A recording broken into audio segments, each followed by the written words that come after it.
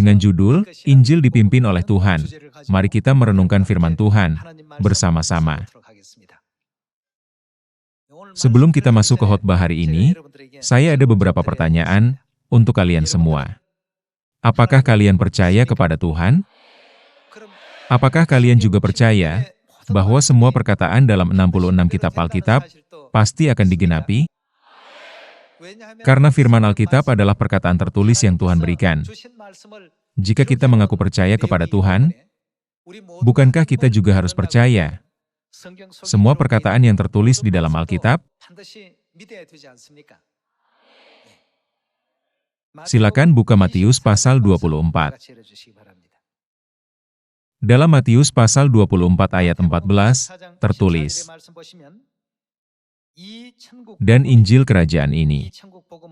Bukankah ini Injil kebenaran perjanjian baru yang sedang kita beritakan sekarang? Akan diberitakan di seluruh dunia, menjadi akan apa?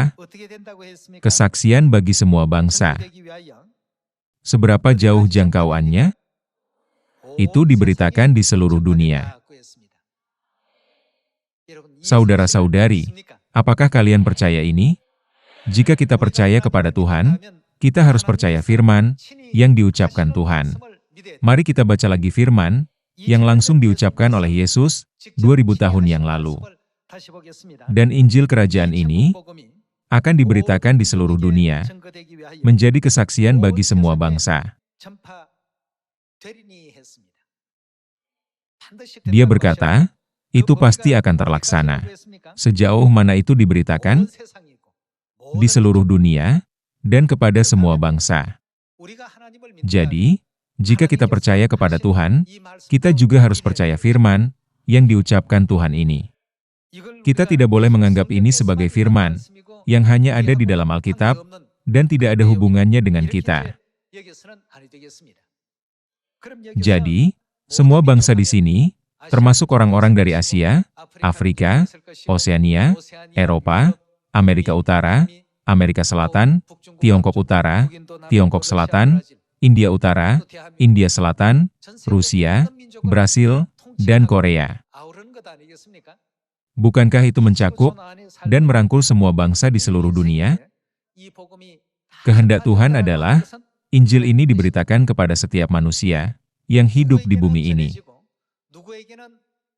Tuhan sudah memberitahukan dengan jelas bahwa Injil kita akan diberitakan kepada semua bangsa di seluruh dunia, tanpa ada yang dikecualikan. Firman Tuhan pasti akan digenapi, persis seperti yang sudah diucapkannya. Mari kita baca lagi, ajaran Nabi Yesaya. Yesaya pasal 14 ayat 24, kita baca. Tuhan semesta alam telah bersumpah, firman-Nya, sesungguhnya seperti yang kumaksud, demikianlah akan terjadi, dan seperti yang kurancang, demikianlah akan terlaksana.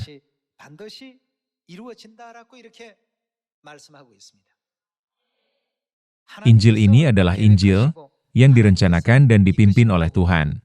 Matius pasal 24, ayat 14, berisi firman yang Tuhan sendiri ucapkan ketika Dia datang ke bumi ini, 2000 tahun yang lalu dalam wujud manusia, dengan nama Yesus. Dalam Yesaya pasal 14 ayat 26, tertulis, "Itulah rancangan yang telah dibuat mengenai seluruh bumi, dan itulah tangan yang teracung terhadap segala bangsa." Tuhan semesta alam telah merancang. Siapakah yang dapat menggagalkannya? Tangannya telah teracung. Siapakah yang dapat membuatnya ditarik kembali? Tidak ada yang bisa menghentikan atau mengalahkan apa yang dilakukan oleh Tuhan. Seperti yang selalu saya katakan, tidak ada seorang pun yang bisa menghentikan datangnya musim semi, dengan berkata, "Musim semi, jangan datang."